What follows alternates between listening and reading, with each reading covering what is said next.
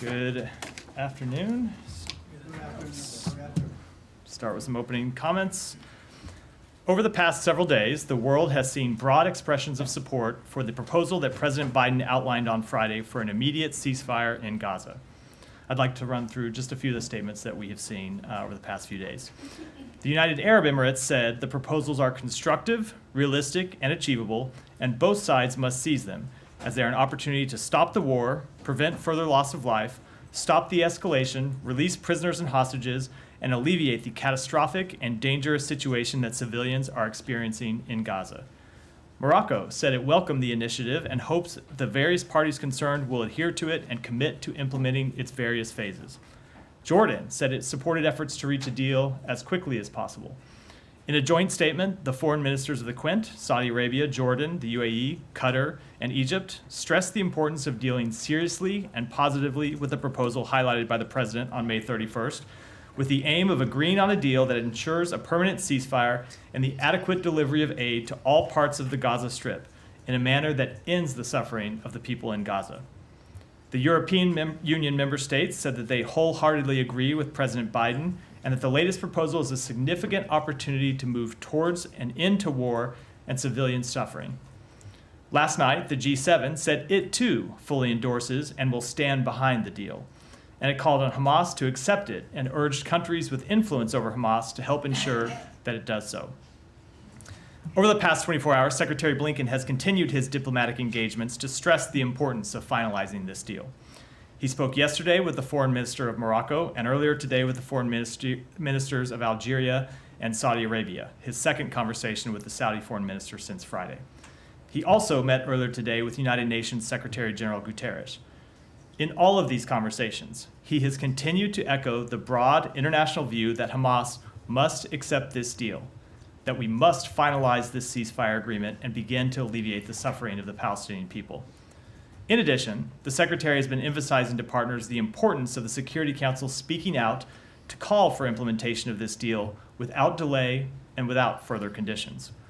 Yesterday, the United States circulated a new draft Security Council resolution supporting the proposal to end the fighting in Gaza, and we urge all members of the Council to support that resolution. The international community must continue to insist that Hamas accept this deal.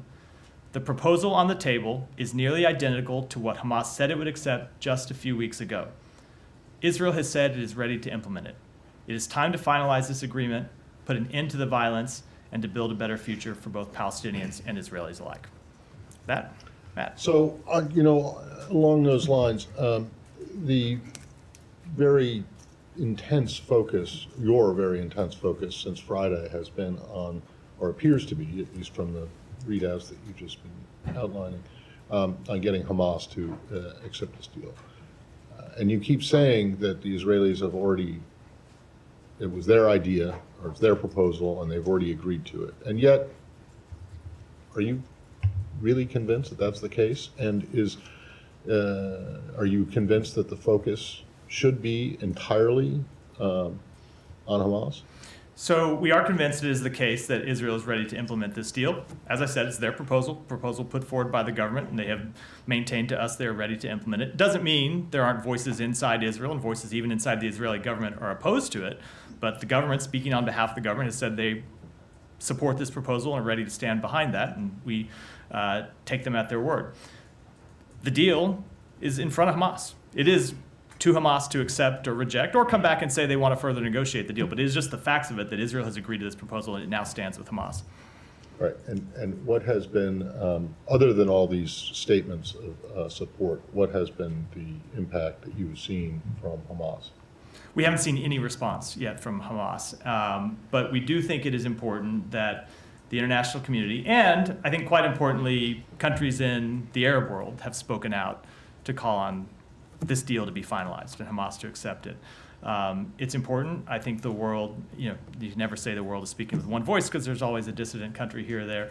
But when you see the broad support from Europe, from the Arab world, from countries in the global south. I think it's a significant statement of how of the opportunity that we have here and how it's important that we not miss this opportunity. Okay, sorry, which countries from the global south? I'll get you a list. We have other lists as well. Saudi Arabia is often considered global south country, signed on the. I know. It is? I have seen them considered as a global south country. Yeah, and we have a full list. I have a. Is the equator no So longer the?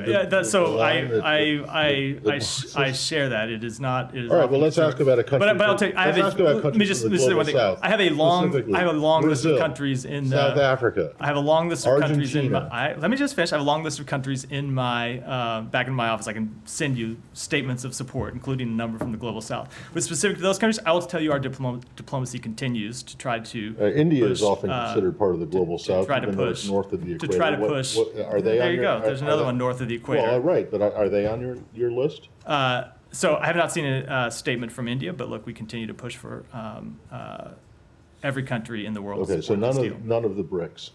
I do not have Which the whole is list of often my. referred So, to yeah, they're not all of the global south. No, I know, but they're often referred to as speaking for, but none of them.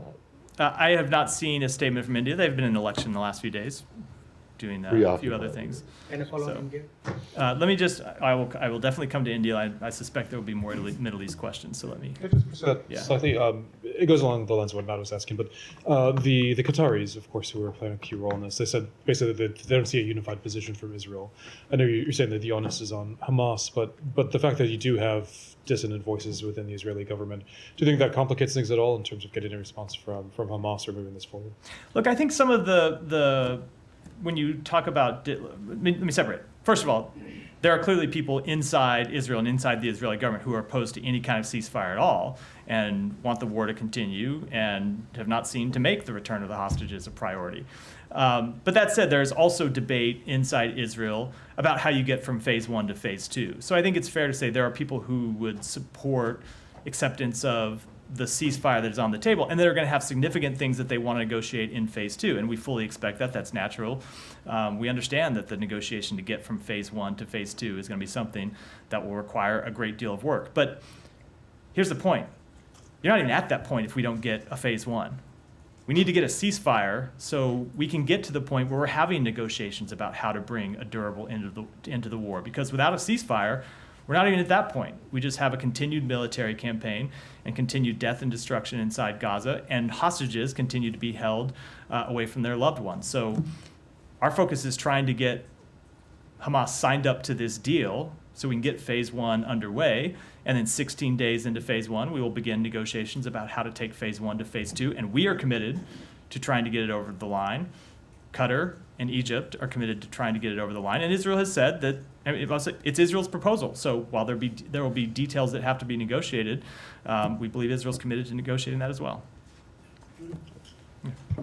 Matt, U.S. House of Representatives is due to vote on this legislation that would sanction ICC after its prosecutor applied for arrest warrant for Netanyahu and others.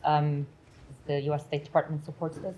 So we have made clear that while we oppose the decision taken by the prosecutor of the ICC, we don't think it was appropriate, especially while there are ongoing investigations inside Israel looking at some of these very same questions. And we are willing to work with Congress on what a response might look like. We don't support sanctions. Right, and what would that response look like then if you don't support sanctions? So that is a consultation that we will have with Congress. I'm not going to preview it from here. Those are discussions we have with members of Congress, but our position as the administration is that we don't support sanctions, don't believe they're appropriate at this time. Right. One other thing is this Time interview with President Biden. In there, he says when he was asked if Israeli forces have committed war crimes in Gaza, he says it's uncertain. The fact that he did not say an outright no,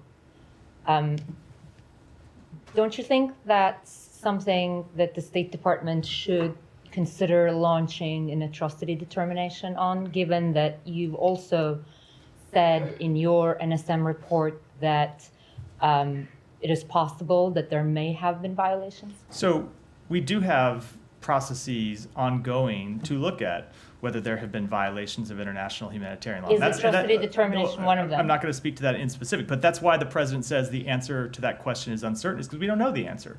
It's something that we have an ongoing process to look at and to try to get an answer to. But at this time, we don't know the answer, and that's what we made clear in the National Security Memo 20 report, is that we are looking at those various questions and making those assessments now. Right.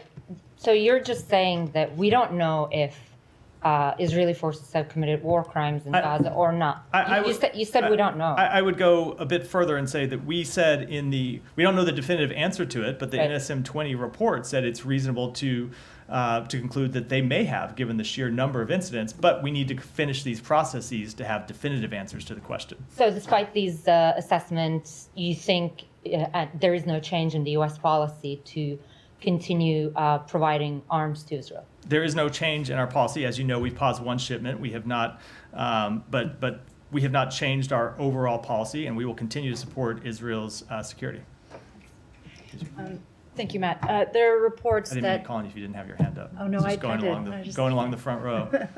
there are reports that the CIA director and Brett McGurk are heading back to the region in furtherance of potential hostage and ceasefire talks. Do you expect that the secretary will engage in in-person diplomacy in the region as well? So the secretary has been engaged, as I discussed in my opening comments and as I discussed yesterday, in a number of phone conversations with partners in the region over the past now 4 days since Friday's announcement.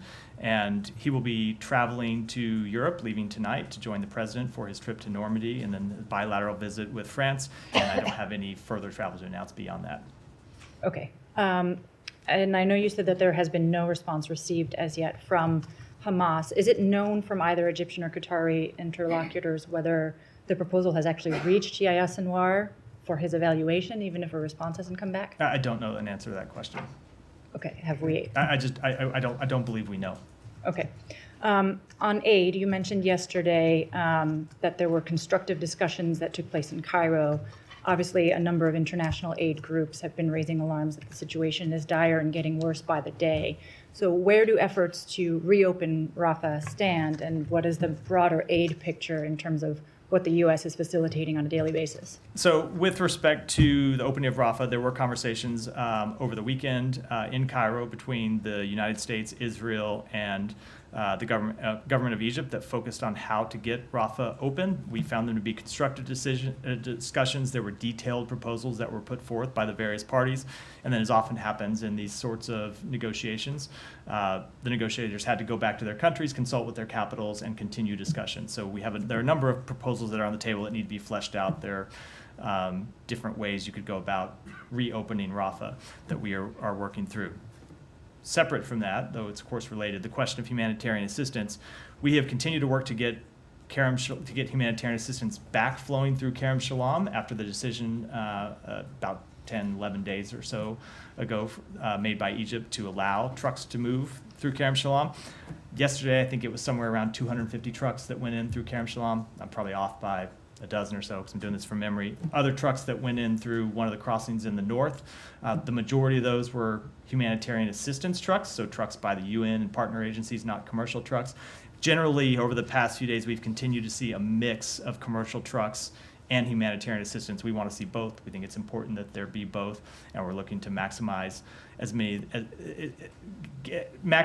many as possible coming through all of the various crossings. Third thing I'll say, maybe I've lost count, is that the Pentagon continues to work to try to reestablish the maritime option, get that pier up and running so we can flow assistance through there.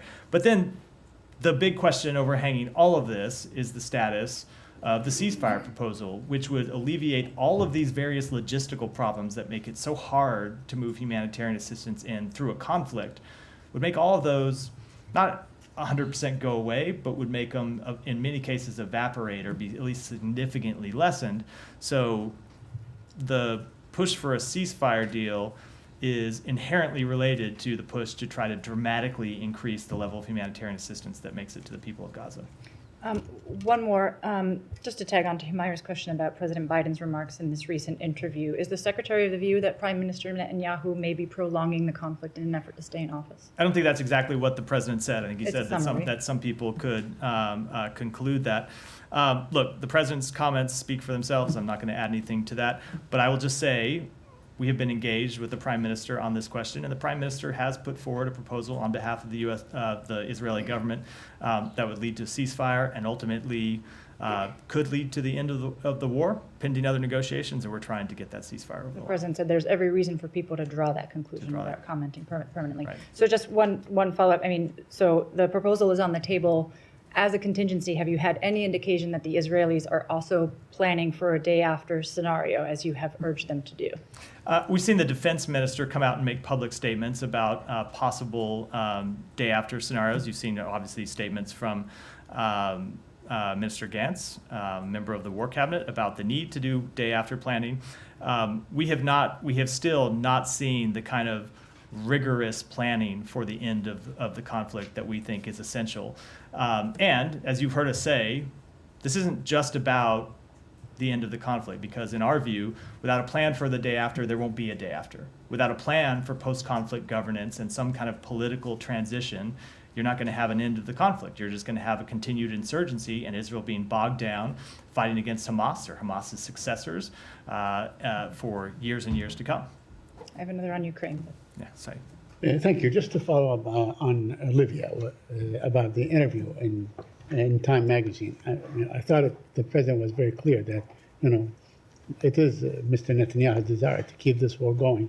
So because he sees his political future, or the continuation of his political future, and the continuation of the war. But also that comes along his statement by the Prime Minister himself, who called the proposal incomplete, making remarks that seemed aimed at sabotaging the deal and so on. So, but you are, I don't know how that meshes with the fact with what you said, that Israel would agree. If Hamas agrees to this proposal, Israel is going to agree to it. There's an element of certainty in what you're saying. So a good deal of that certainty side comes from the fact that this is Israel's proposal. It's not a United States proposal. Let's just to make that very clear. The president outlined it publicly, but this was a proposal the government of Israel put forward. So, look, I understand why some people are cynical or have questions or look for ways that this deal might be completed. It doesn't change the bottom line right now, which is there is a proposal on the table that Israel put forward, that the United States is backing, that Egypt is backing, that Qatar is backing, but not just those three countries who are mediators, but also a good number of countries around the world. And it is only Hamas that is saying no. Now, if you want to talk about how we get from phase one to phase two, that is a fair question to ask, because there will be a great deal of negotiation that has to go on. But we can't even get there if Hamas doesn't say yes. Okay, so, Hamas is supposed to say something today, I guess. The spokesperson is going to hold a press conference in Beirut or somewhere else and, say their say, whatever it is. So if they agree, how do you see what kind of time frame we have to begin the ceasefire, to start, to actually seize the guns from firing? So I don't want to get ahead of what Hamas would say, but we would expect it to agree as soon as to begin as soon as possible. We want a ceasefire start. We want to see it start immediately. So that is our goal. That's what we're working towards. Because you also It may take said, time to implement the various provisions. of the Because you deal. also we want it as said- soon as possible. so you also said yesterday that this was very close or identical to the proposal that Hamas signed on to on May 6th and so on. And now, suppose this falls apart or doesn't come to be, how will that impact your plans for aid? We will continue to work to try to surge aid into to Gaza. We've been doing that Right. when ceasefire negotiations have been going well. We have been doing that when ceasefire negotiations have completely broken down, because our commitment to trying to get aid to innocent Palestinians has nothing to do with the status of ceasefire negotiations. Including the reopening of Rafah? Yes, Do you including the expect- reopening of Rafah. Yeah. I promise I'll come to you. Any more on the region? Go ahead. Yeah, related to Israel, how do you view the escalation of fightings between Hezbollah and Israel? And do you expect a total war, especially that there are calls from the left and the right in Israel for a full-blown war against Hezbollah? The situation along the Israeli-Hezbollah border continues to be extremely dangerous. Escalation of that conflict is something that we have been worried about and working to contain since October 7th, when You didn't have to be a genius to figure out that this was a possible significant area of conflict and of expanded conflict. And so that has been our focus, trying to keep it from moving from shelling across the border and airstrikes across the border to a full-fledged conflagration. I will say it is our assessment that the acceptance of a ceasefire by Hamas and the beginning of a calm would help us reach calm in northern Israel and southern Lebanon, and would be the thing that would help us reach both temporary calm and potentially a long-term agreement to resolve the situation that would allow Israelis to return to their homes in northern Israel. There are tens of thousands of Israelis who have been forced to move from their homes because it's not safe to live there. They could return home.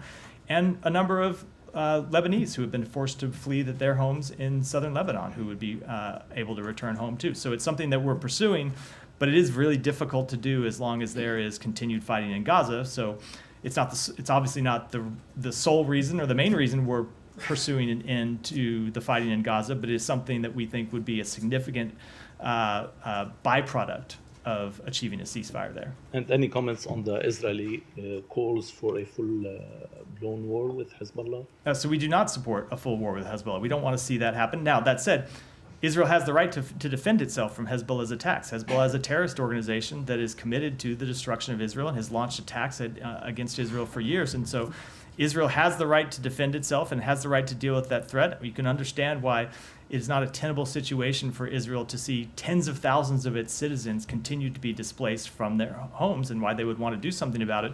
But ultimately, we've heard Israeli leaders say the solution that they prefer is a diplomatic solution. And obviously, that is the solution that we prefer too and that we're trying to pursue. And one more, if you don't mind. The Iran Supreme Leader has said in a speech yesterday that October 7th attack came at the right time, and the action thwarted the grand plan of the Middle East region.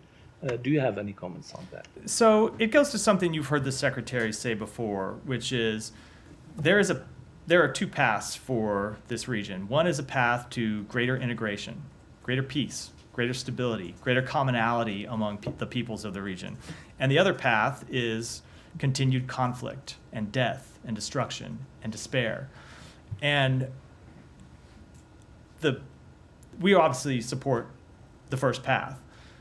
But it's also quite clear that the biggest opponents to further integration in the region, further peace in the region, stability, are Iran, Hamas, Hezbollah, the other proxy groups that Iran funds. So when you look at the possibilities that lie in front of the region in the long term, if we can achieve a ceasefire, the possibility of greater integration that would bring peace to Israelis and peace to Palestinians and further stability in the region. It's why we believe the greatest rebuke to Hamas and its sponsor, and the greatest rebuke to those who support the attacks of October 7th would be not just this initial ceasefire, but long-term peace and stability that leaves Israel further integrated with its neighbors. Thank you. Shannon. Thanks. Just quickly circling back to Qatar and the statement from its foreign ministry questioning Israel's position. Are you fully confident that Qatar is putting as much pressure as it possibly can on Hamas to accept the deal, given that the U.S. and Qatar apparently are on different pages? We are not on different pages. And I will say that, yes, I am confident that we have had a number of conversations with the government of Qatar about this exact question, going back without giving away too much to the immediate days right after October 7th. And have always made clear that there can't be any more business as usual with Hamas for countries in the region.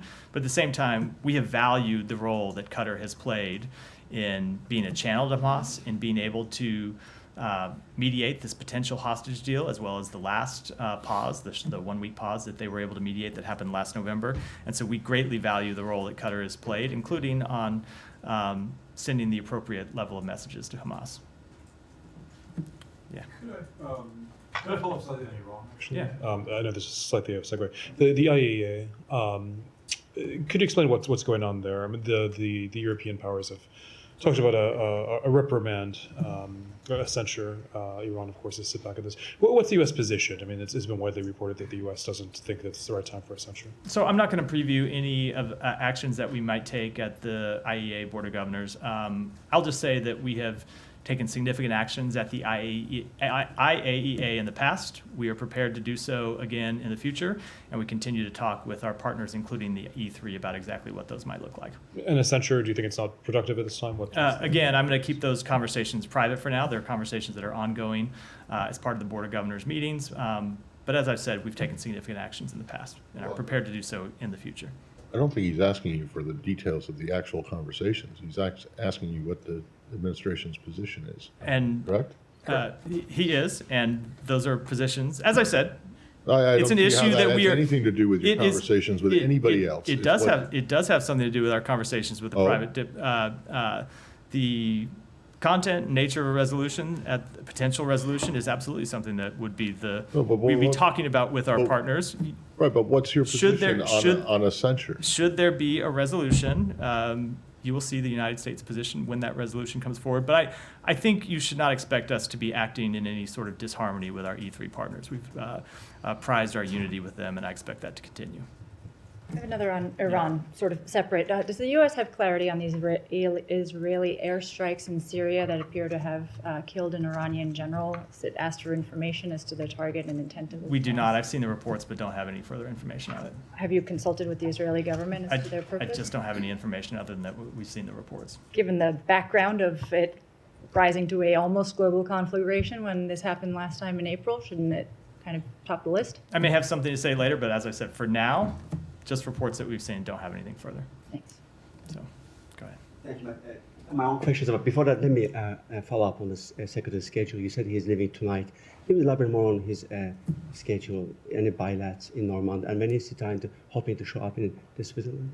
What was the last part? In Switzerland, for peace. So, with respect to the initial part of this trip, he's traveling with the president. He's going to be in Normandy and then in Paris. His schedule will largely follow the president's schedule. If we have any separate programming meetings or such to announce, we will make those public in the coming days. With respect to dates beyond that, I think a week beyond that, I don't have anything further to announce. Right. A couple of questions on the EU elections. There are reports about increasing Russian disinformation campaign in Europe. What's your level of concern about those reports? So we have been incredibly concerned about Russian disinformation. This was a significant subject of conversation at the NATO foreign ministers meeting last week in Prague, something the Secretary raised and not only raised, but then heard significant concern about from our European partners. We have seen the Russian government use disinformation against its own people. We have seen the Russian government use disinformation to spread lies and rumors across Europe and across the world, and we continue to consult with our partners about the best way to respond to that. Kremlin is also echoing Georgian government's propaganda. Today we heard from Deputy Foreign Minister saying that the U.S. is planning to implement a new Maidan in October in Georgia. Do you have any response to that? So, look, you continue to see, I think the answer I just gave about disinformation that you see from the Kremlin probably applies here pretty well. What you have seen in Georgia is, over the past few weeks, is the Georgian people's expression of their will and their opposition to this Kremlin-backed law that the Georgian government has passed. It has nothing to do with the United States. It has to do with the people of Georgia expressing their own views. Thank you. And finally, on Ukraine, we have seen a letter came from the House Foreign Affairs Committee urging the Secretary, both the Secretary of State and Treasury, to speed up in terms of implementing REPO Act. Where are you at this, and why is it delay? So the Secretary has made quite clear that we have been given those authorities and we plan to use them, but it's also important that we use them in concert with our European and other allies. As I think you know, the vast majority of the frozen Russian assets are not held in the United States. They're held in European countries. So for this action to be as effective as possible, it's important that we act in concert with our allies, and we are in consultation with our European allies about the best way to do that possible. But we are committed to ensuring that Russian frozen assets remain immobilized and that they're put to use for the benefit of the Ukrainian people. Thank you. Yeah. Thank you. I wanted to ask you about India's elections. After 3 months, the people of India have voted. Election results are out now. Prime Minister Modi's ruling coalition has crossed the halfway mark. How do you see the election results from the elections? So first of all, our understanding is that the election results have not been finalized, so we will wait for the finalization of those election results before we offer any definitive comment. I'm also not going to comment on winners and losers in an election, as is our case around the world. What is important for us and what we have seen over the past 6 weeks is the largest exercise of democracy in history as the Indian people came to the polls. And on behalf of the United States, we want to commend the government of India and voters there for successfully completing and participating in such a massive electoral undertaking, and we look forward to seeing the final results. During the election campaign, India's External Affairs Minister Jaishankar and Prime Minister also indicated multiple times that there have been attempts to influence the India's elections from Western side, US and other countries. Two statements that came out from this podium about you expressed concerns about arrest of Indian Chief Minister and the freezing of bank accounts of the Congress Party were also not taken right. How do you see that? So we always will express our views clearly and openly. We express them with foreign governments privately, and when we have things that we are concerned about, we also express them publicly, including from this podium. That's what I've done, but that in no way is attempt to influence an election in India or anywhere else. Thank you. Yeah, go ahead. Another one. Thank you, sir. Two questions. One, how do you put relations between U.S.-India relations today and tomorrow, Modi 3, how the relations will be between the two countries? So I expect a continued close partnership between the United States and India. There is a great partnership both at the government level, at the and at the people-to-people level, and I fully expect that to continue. And second, sir, there are a few actors against the United States working these days, including Russia and China, maybe a few others. Who are the worst as far as the U.S. national security is concerned, Russia or China? Look, it is clear that it is Russia that has invaded a country right now, is actively trying to overthrow a democratically elected government, and it's required the United States to mobilize an international coalition to respond to that. But we also have concerns about actions that China has taken. Look, it's clear that Russia and China are the two countries, both with the size and ability and motivation to offer a different vision of the world than that is put forward by the United States and a number of our allies. And so we will continue to offer our vision of the world and continue to stand up to either of those countries when we see actions that contradict that. Thank you, sir. Humera. On India election follow. Let me just, Humera. Yeah, go ahead. Excellency, this is, I mean, come on. Can I ask? Yeah, that's called. Yes, sir. Thank you very much. So 27 members so far, Muslim members, have been winning in the elections in India. You really think that India is becoming secular? Because when President Biden was running for elections, one of the issues was that Prime Minister Modi is turning India into a Hindu state where there are more than 300 Muslims.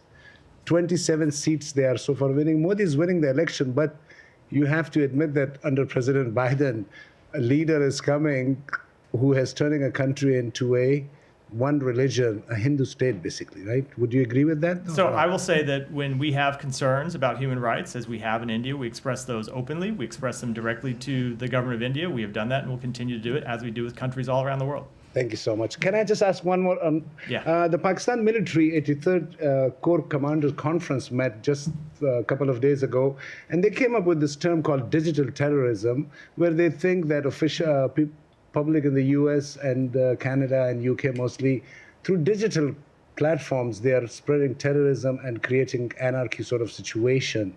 Do you have any comments about that? I have not seen that specific report or that allegation, but obviously we oppose terrorism or any attempts to recruit people to terrorism or foment terrorism anywhere in the world. Digital terrorism. I'm saying I haven't seen that report, but okay. Thank you so much, Matt. Can you just quickly follow up? Yeah, go ahead. India has world's second largest number of Muslim population after Indonesia. None of the other Muslim countries have that much Muslim population as India has. Why do you think India is converting into a Hindu? I'm just not going to speak to that question. Go ahead, Humera. Matt, just to go back to Hezbollah a minute ago, I just want to make sure I heard what you said. I heard right what you said. So you said U.S. does not support a full-blown war in the border? It's not what we want to see. We don't want to see a full-blown war. We want to see this resolved by a diplomatic resolution. Sure. So are you saying that U.S. is against the possible offensive that Israel is talking about carrying out? So we want to see it resolved through diplomatic means, and that's what we have been pursuing. I also said that Israel has a right to defend itself, and it is not a tenable situation for tens of thousands of people to continue to be displaced from their homes. But what we've heard Israel say is that their preferred resolution is a diplomatic one, and we agree with that. Right, but they're also saying today, Military Chief of General Staff Herzi Halevi is saying Israel is ready for a military offensive along the border, and that it was nearing a decision point. So what is your comment for that? Our comment is that we want to see it resolved by diplomatic means. We want to see a ceasefire agreed to in Gaza that would allow us to pursue a diplomatic resolution in the north. Have you This could all be solved by a ceasefire, and that's what Have we're you told the pursuing. Israelis in the past couple of days or today specifically about these, like advise them not to do it? So I don't know of any recent conversations with them, but we have had this conversation with them for a long time, and Israel has made clear they don't want a war in the north. A war in the north would tax their resources, which have already been taxed by the conflict in Gaza. This goes to the thing that the secretary has talked about, and I talked about a little bit about yesterday, where we look all of it and you see the potential of Israel being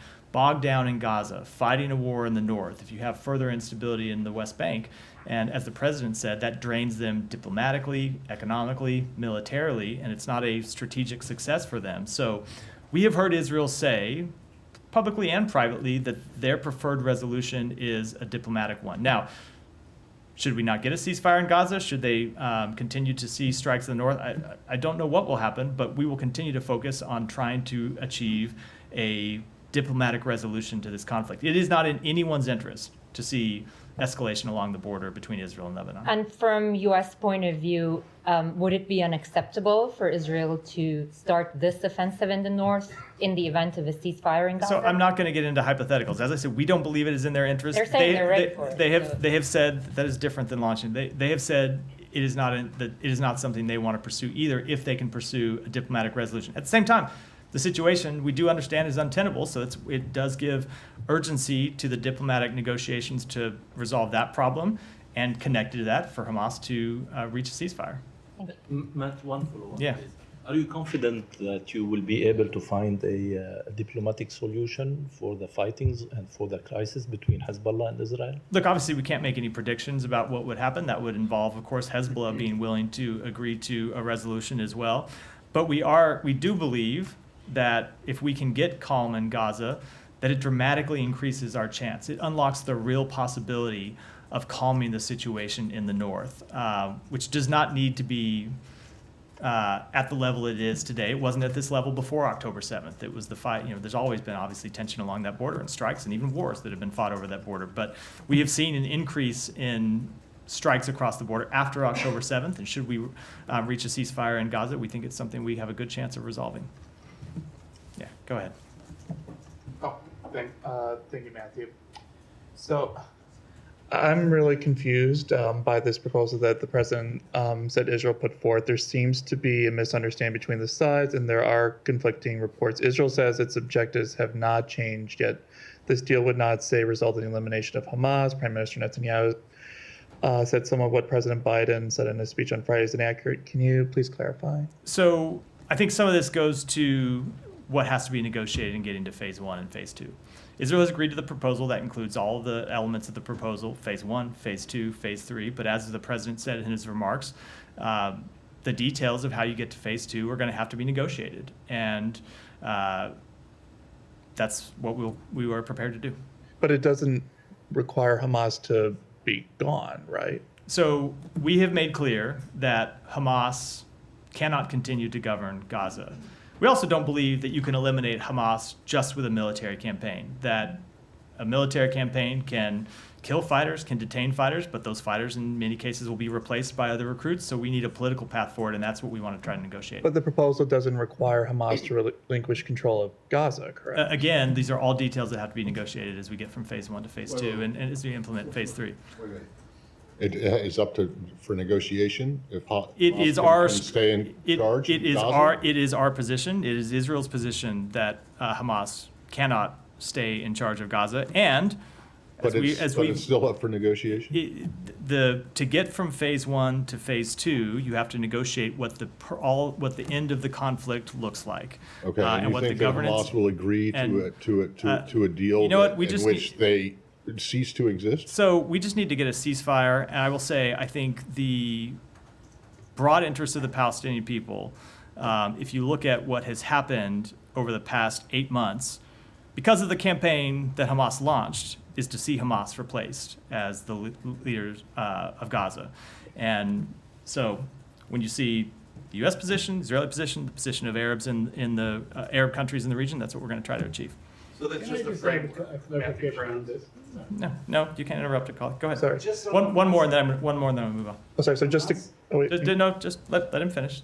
Go ahead. Okay. Thank you, Manley. So just to clarify, so this is just a framework that has to be modified through negotiations, correct? So if you look at the president's statement, he outlined this pretty clear. What is in phase one, what is in phase two, and the negotiation that has to get to phase two, which includes how to achieve an enduring end to the war. Thank you. Go ahead. I'm gonna come to you next. Hold on, because I got to leave in a few minutes because the president's starting to speak. So I'm gonna try to get to everyone in the room. Go ahead. Okay. Thanks, Matt. I'll just be very quick, and I'll pick up on my colleague here beside me. So when you mentioned the president's remarks, which included the idea that as long as Hamas lives up to its commitment, there could be, and I quote, the cessation of hostilities permanently. And you say that is an Israeli proposal. So the government of the State of Israel is signed up to a proposal that there could be a permanent end to hostilities and Hamas still in existence in a meaningful way. No, they are signed up to an agreement that leads to a permanent cessation of hostilities, but with a number of provisions that have to be negotiated to get there at the end of the phase. But if the provision, but I say I'm not going to negotiate all those provisions in public. I talked about this a good deal yesterday about the fact that one of the principles the secretary outlined in Tokyo in November is that there cannot be continued rule of Hamas in Gaza after October 7th. I'm sorry, after the end of this conflict, and that's what we're committed to.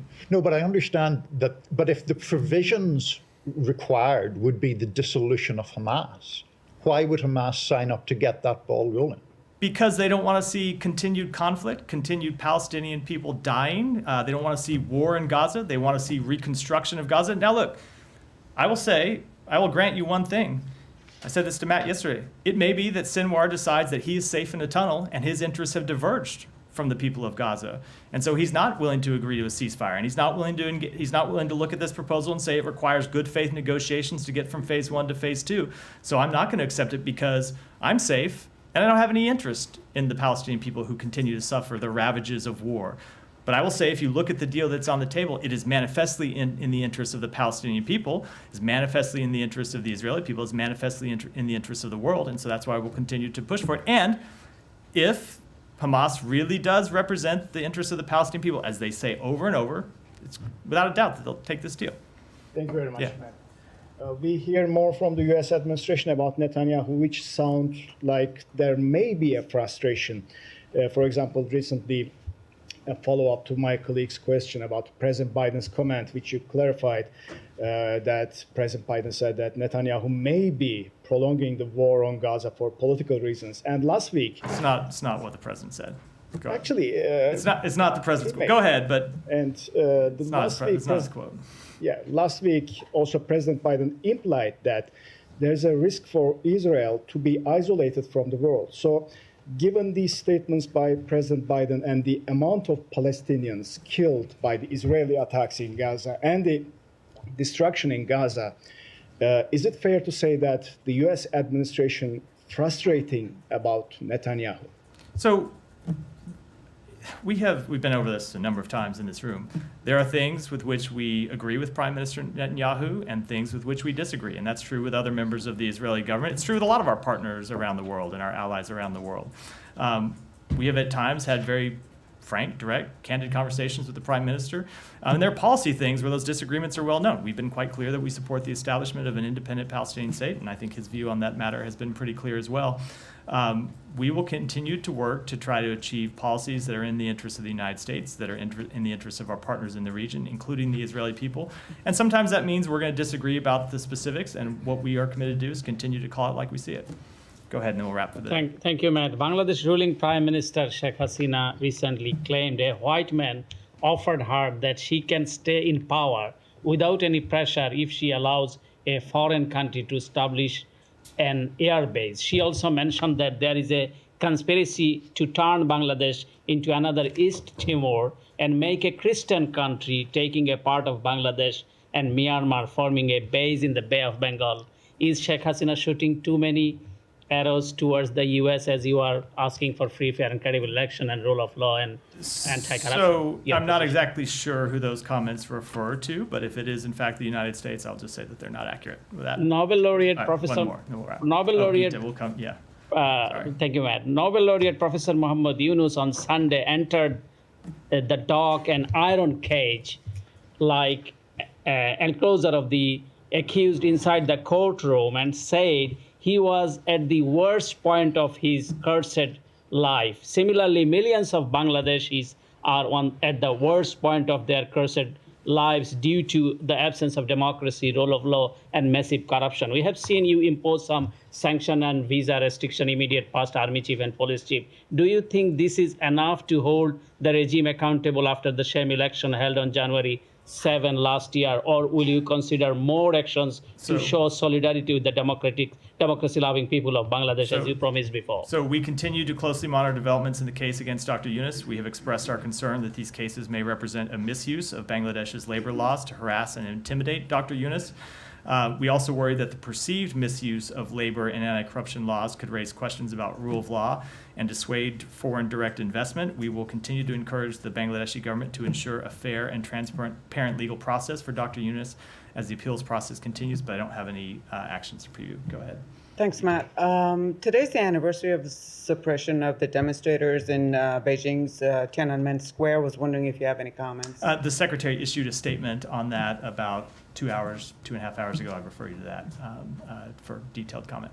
And with that, Just one briefly. yeah, Just, I hope the president's not. It's bad career. I'll just be very brief. Indonesia, Prabowo, the incoming president, he says that Indonesia is willing to send peacekeepers to Gaza to monitor any potential truce. Is that something the U.S. has been in discussions with, or do you have any comment on that? I don't have any specific comment on that. Obviously, we've been engaged in a broad conversation with countries around the world about what the security situation could look like at the end of the conflict, but I don't want to comment on that specific idea. Thanks, everyone.